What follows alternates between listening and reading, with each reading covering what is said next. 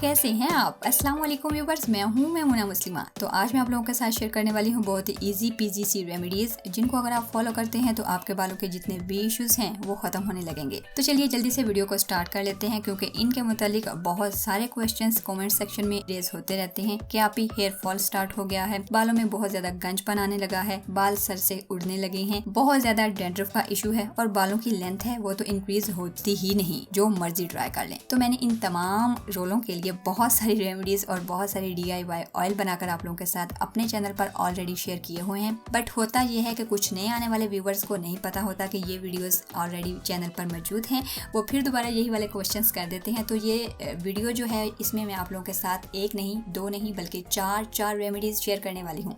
सो मेरे साथ बने रहिए। अगर आपको ये वीडियो पसंद आ जाए तो अपने प्यारों के साथ आप इसे शेयर भी कर सकते हैं, और लाइक तो आप लोगों ने करना ही है फिर। तो चलिए जल्दी से वीडियो को स्टार्ट कर लेते हैं।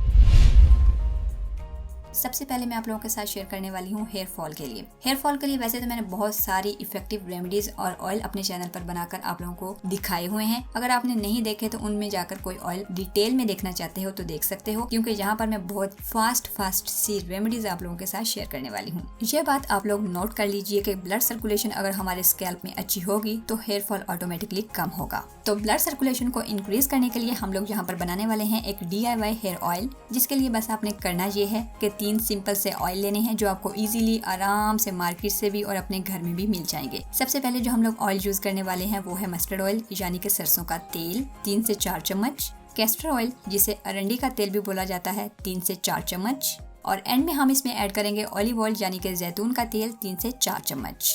इन तीनों ऑयल्स को मिक्स करके आपने अपने पास रख लेना है किसी बोतल में डालकर।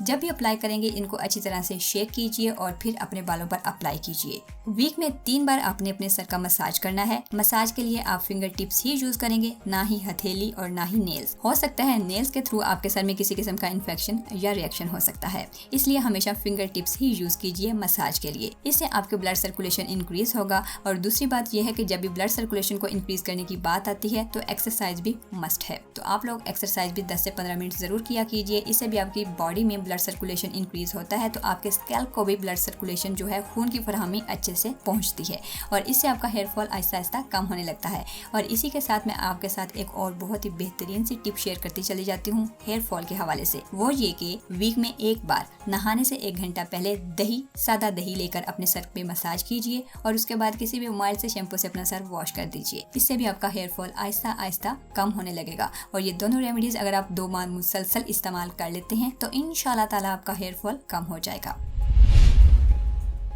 हमारी दूसरी रेमेडी है गंजपन के लिए। अक्सर लोगों के सर में गंज बहुत ज़्यादा होने लगता है, चाहे छोटी उम्र से ही होने लगे, कुछ लोगों के बड़ी उम्र से होने लगता है। तो इसके लिए आपको करना बस ये है कि अगर आपके साथ भी ये प्रॉब्लम हो गया है, अगर आपकी मांग भी बहुत चौड़ी चौड़ी होने लगी है, आपके कोनों से आपके बाल उड़ने लगे हैं, या आपके सर के दरमियान वाला हिस्सा खाली दिखने लगा है, तो बस कीजिए कुछ यूँ कि एक बनाना लीजिए जो अच्छी तरह से पका हुआ हो, और इसमें ऐड कर दीजिए सिरका 2 से 3 चम्मच, जो कि घर वाला सिरका भी हो सकता है या एप्पल साइडर विनेगर भी आप यूज कर सकते हो।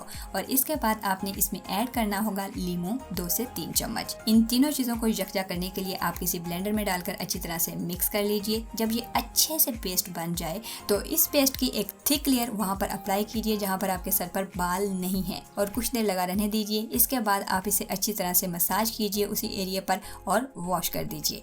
ये अमल आपने 3 से 4 माह तक करना है। फिर देखिए बाल कैसे उगना शुरू होते हैं।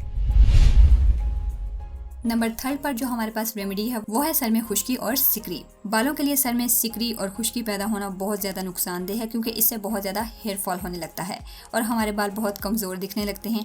सर में भी खारिश होती है और इंसान सर खुजाने पर भी मजबूर हो जाता है, और देखने वाला समझता है कि लगता है सर में बहुत सारी जुएँ लेकर फिर रहा है, जिसकी वजह से सर पर जख्म भी हो जाते हैं। तो इसके लिए आपको करनी है एक छोटी सी रेमेडी ट्राई।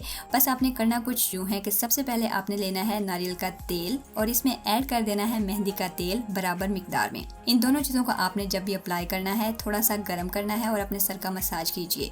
2 से 3 हफ्तों में ही आपका डैंड्रफ जितना भी गहरा और शदीद किस्म का है वो रिमूव होने लगेगा, और आप इसका रिजल्ट देखकर खुद हैरान हो जाएंगे। और कुछ लोगों को ये मिसकंसेप्शन भी होती है कि कोकोनट ऑयल तो और डैंड्रफ को बढ़ाता है, लेकिन ऐसा कुछ नहीं है। आपको डरने की कोई बात नहीं, आप मेरी जिम्मेदारी पर इसे यूज़ कीजिए और रिजल्ट देखिए।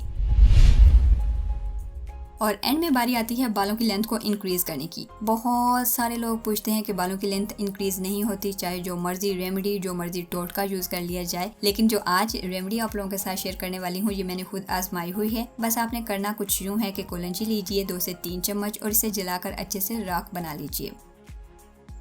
जब ये कुछ इस तरह से राख की शक्ल में आ जाए तो इसमें ऐड कर दीजिए जैतून का तेल, इतना ही कि ये अच्छे से पेस्ट बन जाए। और अपने बालों को लंबा और घना करने के लिए इस पेस्ट को डेली बेसिस पर भी अप्लाई कर सकते हो और कुछ दिन छोड़कर भी अप्लाई किया जा सकता है, यानी कि वीक में 4 बार जरूर अप्लाई करना होगा। इस तरह से अगर आप देखते हो तो 2 से 3 माह में आपके बालों की लेंथ काफी ज्यादा लंबे हो जाएंगे और साथ में घने भी हो जाएंगे, खूबसूरत भी दिखेंगे। तो ये वाली रेमेडी यूज करने के साथ आपको एक छोटी सी टिप भी शेयर करती चली जाती हूँ। वो ये है कि रात को सोने से पहले कुछ बादाम लीजिए और इसे पानी में भिगो दीजिए। इसी पानी को सुबह आपने उठकर निहार मुंह पीना है। बादाम आप खाएं या ना खाएं वो आपकी अपनी मर्जी है। अगर आप खा लेते हैं तो वो भी बहुत अच्छी बात है, वरना इसका पानी जो है वो आपके बालों की लेंथ को इंक्रीज करने के लिए बहुत यूजफुल साबित होगा। और इसके साथ साथ जो आलमंड ऑयल होता है वो बालों के लिए वैसे भी बहुत मुफीद माना जाता है। तो थी ना बहुत ही यूनिक और इजी पीजी सी रेमेडीज। अगर आपको ये रेमेडीज पसंद आई हों और अगर आप इनसे फ़ायदा उठा लो तो कमेंट्स में आकर अपना एक्सपीरियंस मेरे साथ ज़रूर शेयर कीजिएगा और बाकी व्यूवर्स के साथ भी। बस अपने प्यारों के साथ भी शेयर कर दीजिएगा अगर आपको ये वीडियो देखने में बहुत अच्छी लगी हो तो, और लाइक भी करते जाइएगा। सो मिलते हैं नेक्स्ट वीडियो में। अल्लाह हाफिज़।